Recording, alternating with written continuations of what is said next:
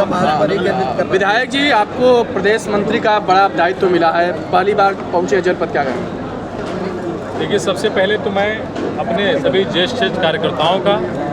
जिन्होंने भारतीय जनता पार्टी में हमें लाया, और उसके बाद में प्रदेश नेतृत्व का, शीर्ष नेतृत्व का मैं हृदय की गहराइयों से आभार व्यक्त करूंगा कि पूरे हिंदुस्तान की भारतीय जनता पार्टी के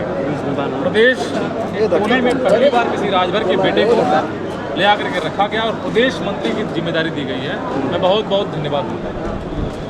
क्या रहेगा 2027 चुनाव सामने है, कितना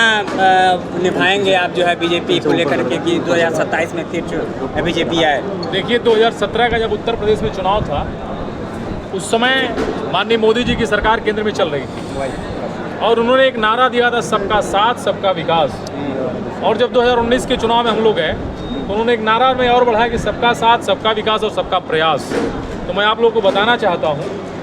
कि जिस प्रकार से ये भारतीय जनता पार्टी की जो प्रदेश की टोली आई है, हमारे प्रदेश के यशस्वी माननीय अध्यक्ष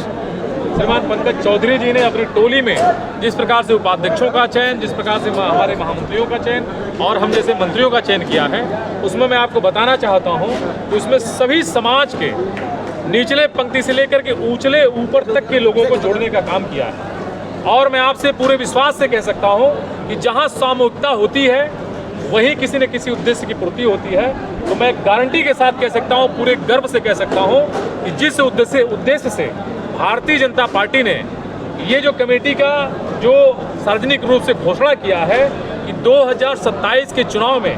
2017 से भी बड़ी जीत होने का जो हम लोग प्रण लिए हैं, तो मैं दावे के साथ कह सकता हूं कि उस बड़ी जीत में पूर्वांचल की बड़ी भूमिका होगी और राजभर समाज सबसे आगे बढ़ के उसमें सहयोग मऊ की सदर सीट आपके लिए बड़ी चुनौती है, जीत दर्ज नहीं कर पाते आप? कहीं कोई चुनौती नहीं है अभिषेक जी, और मैं आप सभी से भी बताना चाहता हूं कि आप लोग 2027 का चुनाव आने दीजिए। सारी चुनौतियों को ध्वस्त करते हुए उत्तर प्रदेश के देश की आज़ादी के बाद से अब तक के सारे रिकॉर्डों को तोड़ते हुए भारतीय जनता पार्टी प्रचंड बहुमत की सरकार बनाने का काम करेगी। ठीक।